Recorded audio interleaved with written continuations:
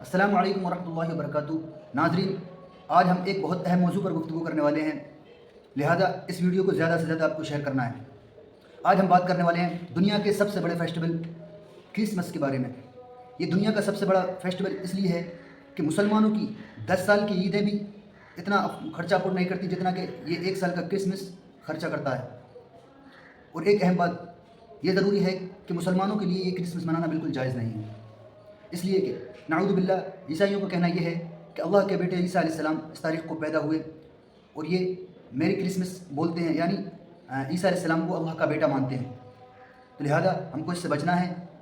اور عیسائیوں کی کیا تاریخ ہے، کیسے یہ وجود میں آیا اور یہ اتنا کیسے پھیلا، آئیے تفصیل سے ہم اس ویڈیو میں اچھی طرح جانیں گے۔ بنے رہیے اور دیکھتے رہیے اس ویڈیو کو۔ Christmas. Merry Christmas. Merry Christmas. دنیا کا سب سے بڑا فیسٹیول۔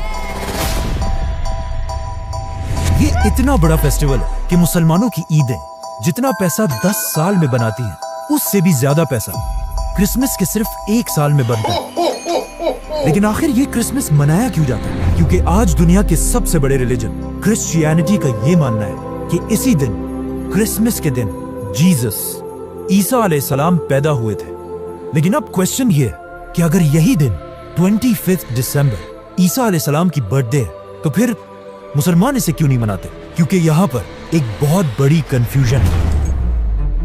آج سے 2000 سال پہلے عیسیٰ علیہ السلام فلسطین کے ایک چھوٹے سے شہر میں ایک میریکل سے پیدا ہوئے۔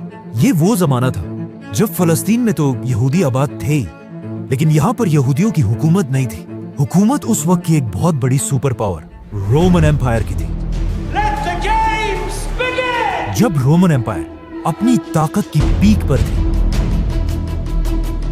اور یہاں کے بادشاہ کا نام تھا سیزر اوگسٹس، جو رومن ایمپائر کا سب سے طاقتور بادشاہ تھا، اور اس کے نام کو اوگسٹس کو آج ہم سب بہت اچھی طرح جانتے ہیں کیونکہ اسی اوگسٹس کے نام پر سال کے ایک مہینے کا نام بھی رکھا گیا۔ جیسے ہی اوگسٹس اپنی طاقت کی پیک پر پہنچا، اس نے وہی غلطی کی جو ہمیشہ ہر بادشاہ اس پوزیشن پر پہنچ کر کرتا ہے۔ اوگسٹس اپنے آپ کو ایک عام انسان کی بجائے ایک خدا، گاڈ کہلوانے لگا، اور پورے رومن ایمپائر میں لوگوں سے اپنی عبادت کروانے کے لیے اپنے نام کے ٹیمپلز بنوائے۔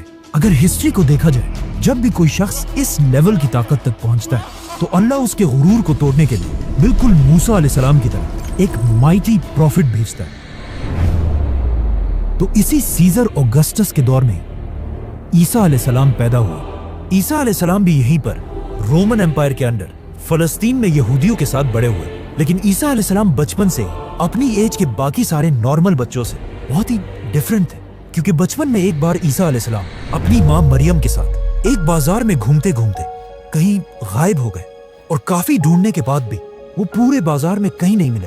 تو آخر ان کی ماں انہیں ڈھونڈتے ڈھونڈتے یہودیوں کے ایک ٹیمپل کی طرف گئے، جہاں پر انہوں نے دیکھا کہ ینگ عیسیٰ علیہ السلام اس وقت کے بڑے یہودی علماء کے ساتھ ڈیبیٹ کر رہے تھے، اور ان کے کوسچنز کو سن کر یہودی اسکالرز کے چہرے بالکل غصے سے بھرے ہوئے تھے، کیونکہ ان کے سامنے ایسے کوسچنز کرنے کی اب تک کسی میں جرت نہیں تھی۔ اسی طرح عیسیٰ علیہ السلام فلسطین میں بڑے ہوتے گئے، اور آگے جا کر انہیں اللہ کی طرف سے ایک بہت ہی یونیک پاور ملی، جس میں وہ کسی بھی بیمار شخص کو صرف ایک انگلی کے ٹچ سے بالکل ٹھیک کر دیتے تھے۔ اور اپنی اس پاور کو یوز کر کے عیسیٰ علیہ السلام غریب لوگوں کی مدد کرنے لگے، اور جیسے جیسے لوگوں کو عیسیٰ علیہ السلام کی اس طاقت کا پتہ چلا تو وہ دور دور سے عیسیٰ علیہ السلام کے پاس آنے لگے، اور اسی طرح آہستہ آہستہ عیسیٰ علیہ السلام کی پاپولیرٹی پورے فلسطین میں پھیلنے لگی۔ آخر عیسیٰ علیہ السلام اتنے فیمس ہو گئے کہ وہ جس بھی شہر کی طرف جاتے تھے وہاں کے سارے لوگ انہیں ویلکم کرنے کے لیے اس شہر سے باہر نکل آتے تھے، اور عیسیٰ علیہ السلام اپنی پاور سے ان سب کی بیماریاں دور کر دیتے تھے۔ یہاں تک تو سب بالکل ٹھیک تھا، لیکن آہستہ آہستہ عیسیٰ علیہ السلام اپنے فالوورز کو بٹھا کر ان کے سامنے سپیچز کرنے لگے، اور ان سپیچز میں وہ بار بار لوگوں کو یہ سمجھانے لگے کہ آج ہمارے اس ریلیجن کو صرف اور صرف ان یہودی اسکالرز نے تباہ کیا ہے، جو اپنے ٹیمپلز میں بیٹھ کر صرف غریب لوگوں سے چندہ جمع کرتے ہیں، اور صرف کچھ پیسوں کے لیے یہی اسکالرز تورات کی آیات کو چینج کر کے اپنی مرضی کے فیصلے لکھتے ہیں۔ اور ہر سپیچ میں بار بار عیسیٰ علیہ السلام یہودی اسکالرز کو منافق کہہ کر پکارنے لگے۔ یہ سب سننے کے بعد यहूदी अवाम तो ईसा अलैहिस्सलाम की इन बातों से बहुत इंस्पायर होते थे, लेकिन ईसा अलैहिस्सलाम की इन बातों से यहूदी स्कॉलर्स के धंधे खराब होने लगे, जिसकी वजह से यहूदी उलमा के दिलों में ईसा अलैहिस्सलाम के लिए सख्त नफरत पैदा हुई और वो ये प्लानिंग करने लगे कि किसी तरह ईसा अलैहिस्सलाम को मारकर उनसे अपनी जान छुड़ा दे। लेकिन सुपर पावर रोमन एम्पायर की हुकूमत में ऐसा करना इम्पॉसिबल था। लेकिन ये सब भी बहुत जल्द बदलने वाला था, क्योंकि आहिस्ता आहिस्ता ईसा अलैहिस्सलाम फलस्तीन में इतने फेमस हो चुके थे कि वो फलस्तीन में जहां भी जाते थे हजारों लोगों का क्राउड उन्हें देखने के लिए जमा हो जाता था। आखिर एक दिन ईसा अलैहिस्सलाम फलस्तीन के कैपिटल जेरूसलम की तरफ गए। जब लोगों को इस बात का पता चला तो हजारों लोग उनको वेलकम करने के लिए सिटी से बाहर निकल आए और उनकी सवारी के सामने खजूर के दरख्त की शाखें फेंकने लगे, जो उस जमाने में हाईएस्ट रिस्पेक्ट दिखाने का एक तरीका था। रोमन एम्पायर के जनरल्स ये सब देखकर हैरान हो गए कि आखिर ये कौन आ रहा है जिसे लोग बिल्कुल एक बादशाह की तरह रिस्पेक्ट दे रहे हैं। नाउ ईसा अलैहिस्सलाम की ताकत को देखकर रोमन एम्पायर के जनरल्स उनसे डरने लगे और यहूदी उलमा तो उनसे पहले ही नफरत करते थे। तो अब ये दोनों मिलकर ईसा अलैहिस्सलाम को मारने की साजिश करने लगे, जिसके बाद ईसा अलैहिस्सलाम ने अपने सबसे क्लोज 11 या 12 फॉलोअर्स के साथ अपना आखिरी डिनर किया और फिर अल्लाह ने उन्हें आसमान की तरफ उठा लिया।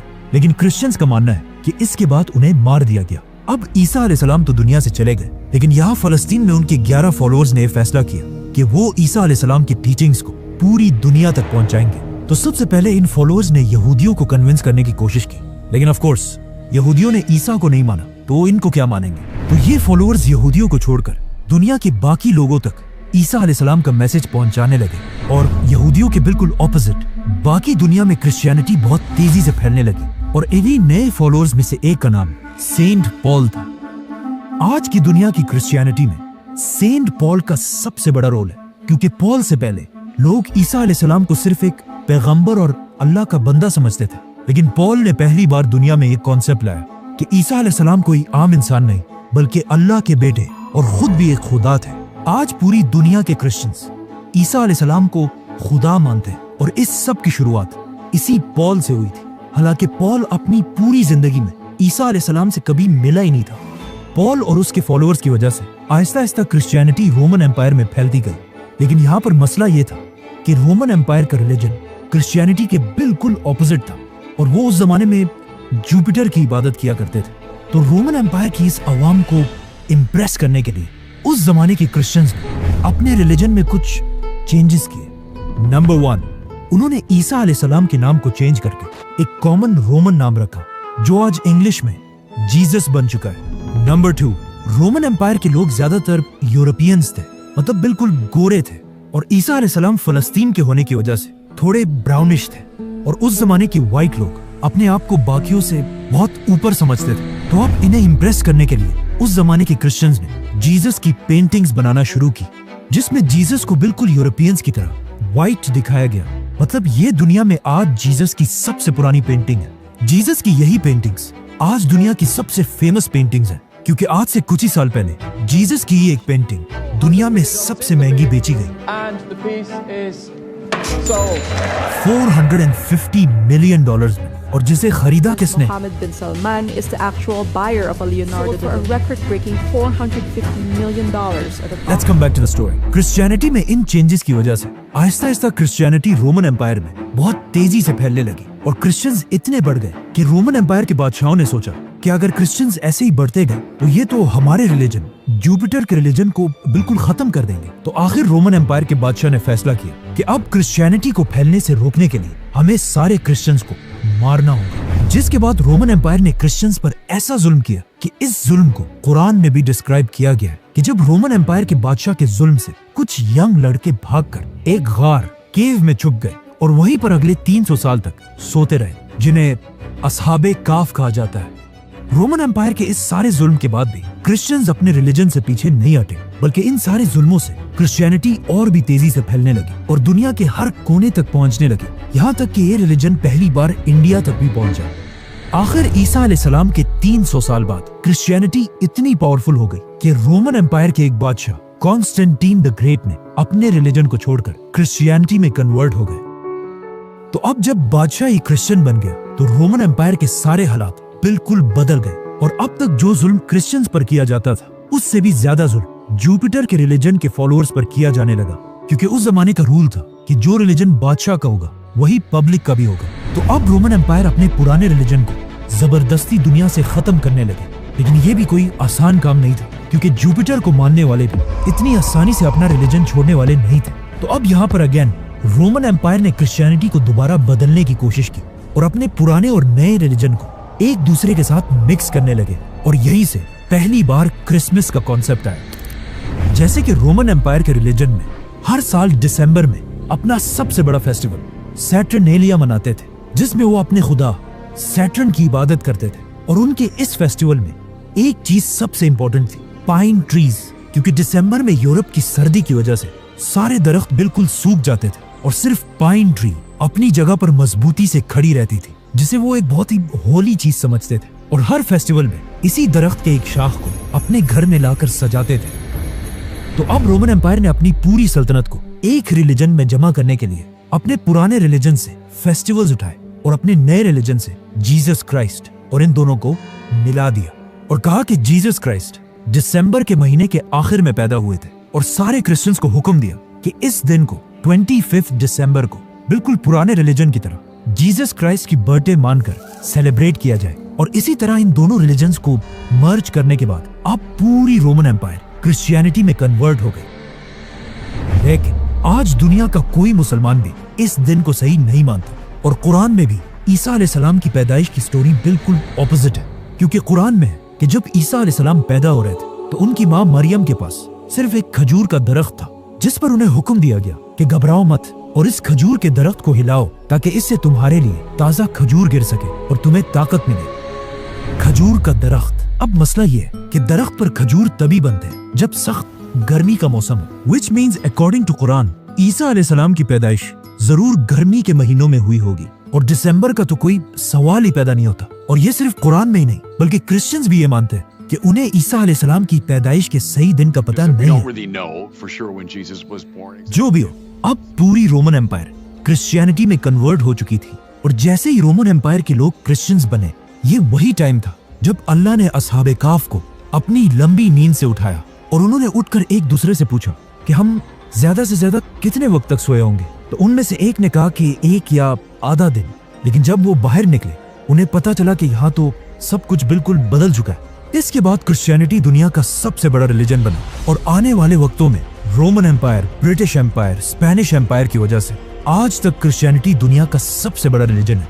और क्रिसमस दुनिया का सबसे बड़ा फेस्टिवल, जिसमें हर साल पूरी दुनिया से लोग $1 ट्रिलियन से भी ज्यादा पैसा खर्च करते हैं, जो हर साल के ईद से 10 गुना ज्यादा पैसा है। लेकिन ये हमेशा से ऐसा नहीं था। क्रिसमस पहले के जमाने में सिर्फ एक छोटा सा फेस्टिवल था जिसमें लोग चर्च में जमा होकर अल्लाह और ईसा अलैहिस्सलाम को याद किया करते थे।